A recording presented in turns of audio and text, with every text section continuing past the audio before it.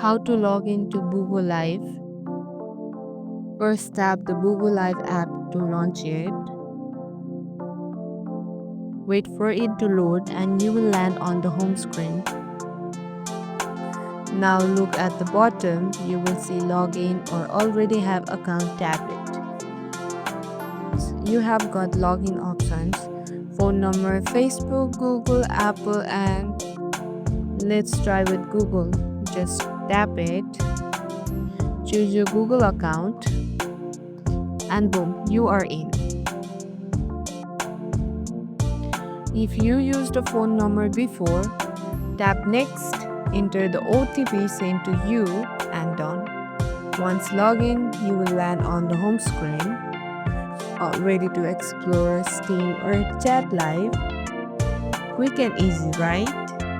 If this helped, tap like and hit subscribe for more short, smart tutorials. See you in the next one.